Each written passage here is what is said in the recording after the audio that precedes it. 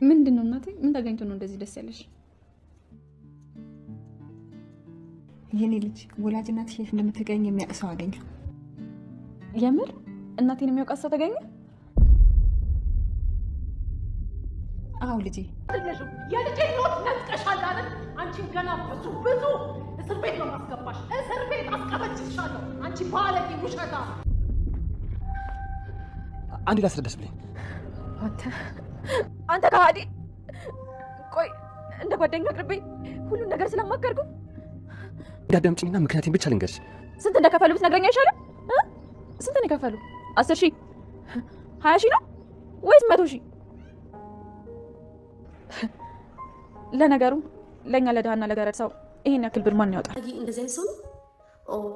ስለዚህ እኔ ደግሞ እዚህ የተለኮሰው እሳት ላይ ነዳጅ እያርከፈከፍኩ በደንብ አቀጣጥላለሁ። ከዛ ዳጊ ነው ግል ያደርጋለሁ። ጴጥሮስ የገዛ ፈጣሪውን 3 ጊዜ ክዶ ራሱ ይቅርታ አድርጎለታል። እኔ ግን ክርስቶስን አይደለሁም። ግን በአምሳሉ ተፈጥረናል አይደል?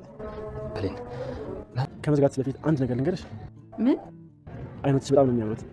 በዚህ ውብ አይን አታልቅሽባቸው። ምን አይነት እብድ ነው? ከዛች ማታ በኋላ ስለ አንቺ ማሰብ አላቆምኩም። ብሌን ወደድኩሽ። እኔ እንዳልወድሽ ብትጸልይ ነው የሚሻለው። ከወደድኩሽ አንቺን ለማግኘት ምንም ነገር አድርጋለሁ። እኔ አንቺ ልጅ እንዳልሆንኩ ቢነግሩሽ ምን አይነት የጭ ጥያቄ ነው ጠይቂ? አንቺ እኮ የኔ ልጅ ነሽ። ልታውቅሽ ነበር ጥያቄ ጠየቅሽኝ አይደለ? አንቺ ውሸታም ነሽ። እሺ ውሸታም። ማምዬ ይሄን ጥያቄ ነው ጠየቅሽኝ። ማማ ተይኝ። እሺ ማም እንዳትዪ። ሁለተኛ እኔ ያንቺ እናት አይደለሁም በጭራሽ። እየሰማሽኝ ነው? ውሸታም ነው ማምዬ። እኔና አንቺን ለመለየት የተሰራ ሴራ ነው። አንቺ ጋር ለምን አለያየሽኝ? ለገንዘብ ብለሽ ነው አይደለ? ፋሽን አፋሽኝ አላልኩሽም? አንቺ የኔ ልጅ አይደለሽም። እየሰማሽኝ ነው? የኔ ልጅ እሷ ብቻ ናት። እሷ ብቻ። አንቺ የኔ ልጅ አይደለሽም። የኔ ልጅ የእናትሽ ፎቶና አድራሻ እየች መጥቻለሁ። የእውነት አገኘሽ? እስኪ አምጪው። እውነት የምር እናቴ ላገኛት ነው? ህልም እየመሰለኝ ነው። ህልምም ቢሆን እንኳን መንቃት አልፈልግም። እኛም በጣም ደስ ብሎኛል። ብታይ እቺ ጋር የእውነት እናቷን ያገኘሽ መስሏት እንዴት ደስ እንዳላ ብታይ። በጣም ጥሩ። አሁን እናቷን ያገኘሽ ስለሚመስላት ከምትፈልገው ነገር በጣም እናርቃታለን። ልክ ነህ። እኔም እንግዲህ እዚህ ማድረግ ያሉብኝ ነገሮች አድርጋለሁ። እሺ። የብሌን አሳዳጊነት ለብሌን ወላጅ እናትሽ ተገኝታለች ደስ ይበልሽ በማለት አድራሻና ፎቶግራፍ አምጥታ ለብሌን ሰጣለች። ብሌንም እጅግ በጣም በደስታ በሀሴት ተሞልታለች። አሳዳጊነቷም አብራ ተደስታለች። ወይዘሮ ሰላም ሳትቀር የብሌን መደሰት አስደስተዋታል። ብሌንም የአንችን እናትነት እናቴ ምንም ነገር ቢፈጠር አይክደውም አይፍቀውም በማለት አሳዳጊ እናቷን እቅፍ አድርጋታለች። በፖስታ የታሸገ ፎቶና አድራሻ ይዛ ስለመጣች አሳዳጊ እናቷ ከፈችውና እኔው ልጄ ይላሉ አሳዳጊ እናቷ ወይዘሮ ገነት። ቃልም በፍጹም ይሄ ነገር ጥሩ ላይሆን ይችላል፣ አትክፈችው። አንዳንድ ሰው እኮ ጥሩ ሰው እንዳለ ሁሉ መጥፎ ሰውም አለ ትል ነበር ቃል። ብሌንም ፎቶውን ስታይ ኮርት ራሷን ነው የምመስለው፣ የት ናት እባክሽ ውሰጂኝ ትላለች ወይዘሮ ገነትን። ችግር የለውም የሰጠኝ ሰውዬ ራሱ ይዟት ይመጣል ትላለች ወይዘሮ ገነት። ሰላም ጤና ይስጥልኝ ውድና የተከበራችሁ በመላው ዓለም ያላችሁ ኢትዮጵያና ኤርትራዊት ናችሁ። እግዚአብሔር ይመስገን ደህና ነኝ። አደራ ክፍል 15 አብረን እናያለን። የባለፈው ክፍል የታሸገ ፖስታ ለብሌን ተልኮ ነበርና ማን ፖስታ ሊልክልኝ ይችላል ያለች ለመክፈት ስትሞክር ዳግም አትክፈችው የግል ሚስጥርሽ ሊሆን ይችላል በሚላት ጊዜ ብሌን አይ ከአንተ የምደብቀው ምንም አይነት የግል ሚስጥር የለኝም በማለት ፊቱ ትከፍተዋለች። በእንባ እየታጠበች እያንዳንዱን የሆነውን የተላከላትን ፎቶ እያየች ነበርና እዛው ላይ ነበረ ቪዲዮ ያለቀው። ቀጣዩ ክፍል ስታየው ፎቶውን እጅግ በጣም አይታ ከጨረሰች በኋላ በድንጋጤ የያዘችውን ነገር ትለቀዋለች። ዳግም አንዴ ላስረዳ ይችላል። ብሌንም አንተ ከሃዲ እኔ እንደ ጓደኛ አድርጌ ሁሉን ነገር የውስጤን ስላማከርኩ ነው ያደረገው። ቆይ ምን አደረግንህ? ብሌንም ደጋግማ ቆይ ምን አደረግንህ ትላለች።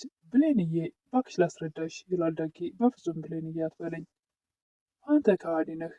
ለካስ እናቴ የታገተችብኝ ብዬ ያለቀስኩት ከአጋቿ ጋር ነበር እያለች ማንባቷን ትቀጥላለች። ብሌን ለካ እኔ የቀፌህ ሳለቅስ አንተ እየሳቅብኝ ነበር ትላለች። እባክሽ አንዴ አዳምጪኝ ላስረዳሽ ይላል ዳጊ።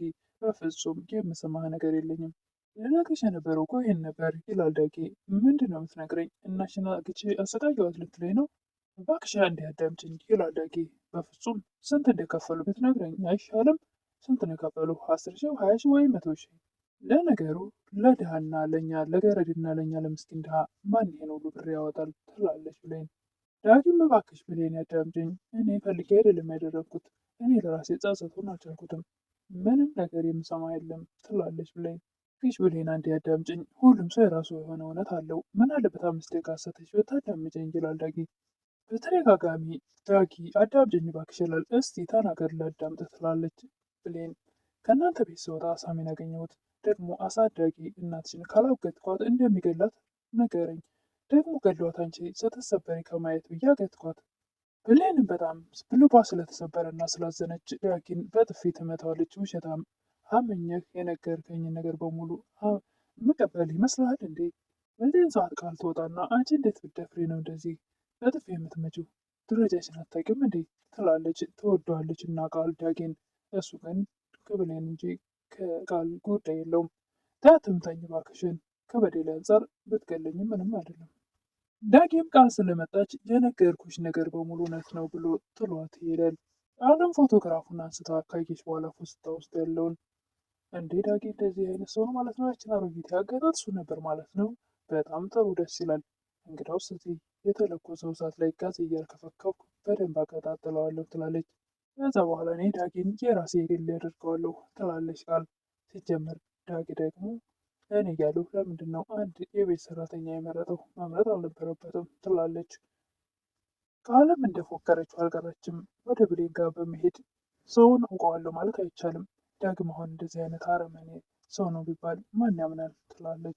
ይህ ጨካኝ፣ አንቺ ደግሞ በጣም ትቀርቢው ነበር አይደል እንዴ? ከዚህ በኋላ ግን ማንንም መቅረብ የለብሽም ትላለች። አዛኝ መሳይ ትቀርቢው ሰው ከጠላቶችሽ ጋር ሆኖ እናትሽን ያገተ በጣም ጨካኝ ሰው ነው። እኔ በሆን እንዳንቺ ብሆን ኖሮ በጥፊ ብቻ ሳይሆን በጥርሴ ነክሶ ነበር እያለች ነገሮችን ለማባባስ እና እንዲቆራረጡ እንዲጣሉ ለማድረግ ትጥራለች። በጣም ጨካኝ ሰው ነው ትላለች ቃል። እባክሽ ቃል ዝም በይ፣ ምን መስማት አልፈልግም ትላለች ብሌን። አንቺ በጣም መልካም ሰው ነሽ፣ አሳዳጊ እናትሽን ብትሆን እንዲህ ስታይ በጣም ምስኪን ሰው ናት እያለች ያዘነች ይመስል እሷን ሳሚን ዳጊን እንዲጠራው ለማድረግ እየጣረች ነበር። ይህን እየቀበጣጠረች እያለ ወይዘሮ ሰላም ይመጣሉ። ምንድን ነው እሱ? ምን ተፈጥሮ ነው ይላሉ ወይዘሮ ሰላም። ማም የብሌን እናትን አሳዳጊ እናቷን እኮ ያገታት ሰው ታወቀ ትላለች ቃል። እስኪ ንገሪኝ ማን ነው እሱ? ይላሉ ወይዘሮ ሰላም።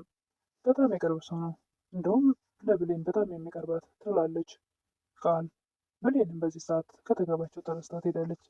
ዳጊም የብሌንን እናት ባገታት ሰዓት ወደ ብሌን ጋር ሲመጣ እናቴ ቀኑን ሙሉ ስልኳን አታነሳም፣ የሆነችው ነገር አለ በምትለው ሰዓት ምንም አትሆን፣ ባልተጨበጠ ነገር አንቺ ማልቀስም መጨነቅም አይጠበቅብሽም እያለ ውስጡ የነበረውን ነገር እያስታወሰ እጅግ በጣም እየተጸጸተ ነበር። ቃልም በህልሟ በጣም ያጋጃት ነበረ። ወይዘሮ ሰላም አንቺ ከሃዲ፣ ለገንዘብ ብለሽ ልጄን እንደዚህ ያደረግሻት፣ አንቺ ከሃዲ፣ አንቺ ሁለተኛ አይንሽ ማየት አልፈልግም፣ ልጄ እሷ ብቻ ናት በማለት ወይዘሮ ሰላም ብሌንን እቅፍ ሲያደርጓት ይታያት ነበር። ዳጊም ብሌንን እባክሽ አንድ ጊዜ ይቅርታ ብቻ አድርግልኝ፣ ሌላው እንዳለ ሆኖ ይላል። በፍጹም ላደርግልህ አልችልም ትላለች። ወጣውኑ ወይዘሮ ሰላም ይመጣሉ።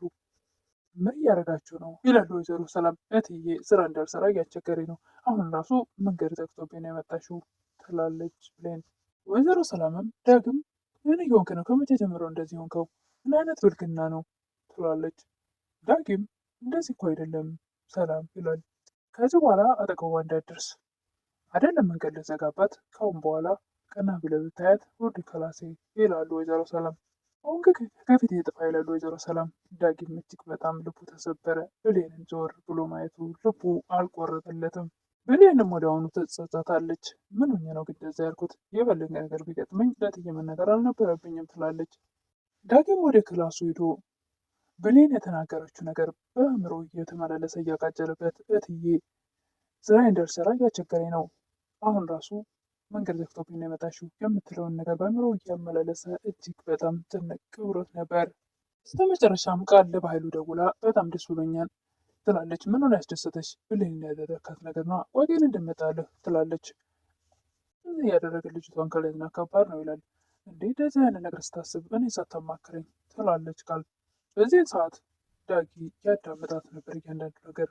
አንቺ ከነገርኩሽ ደግሞ እንዳታበላሹ ብዬ ነው ይላል በኃይሉ። ብታይ ይቺ ገረድ እናት የሆነት ለእውነተኛ እናቷን ያገኘው መስሏት እንዴት ደስ እንዳላት ብታይ። ዳጊ ግን ሁሉንም እያንዳንዱን ቁሞ ያዳምጣት ነበር። በጣም ጥሩ። አሁን እናቷን ያገኘች ስለሚመስላት ከምንፈልገው ነገር በጣም እናርቃታለን ይላል በኃይሉ።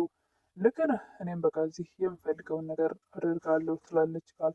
ዳጊ አውርተው እስከሚጨርሱ ቆሞ ካዳመጠ በኋላ በስተመጨረሻ ወደ ቃል ጠጋ ብሎ ሊያንቃት ይመስላል። እንግዲህ ቪዲዮ ያለቀው እዚህ ላይ ነው። ዳጊ በጣም ተበሳጭቷል። ብሌንን ይወዳታል እና እየተወራ የነበረው ስለሷ ነው እና የሚያንቃት ይመስላል። በጣም ተኮሳትሮ ነበር ወደ ቃል የተጠጋው። እንግዲህ እሱን እንደሚቀጥሉ የምናይ ይሆናል።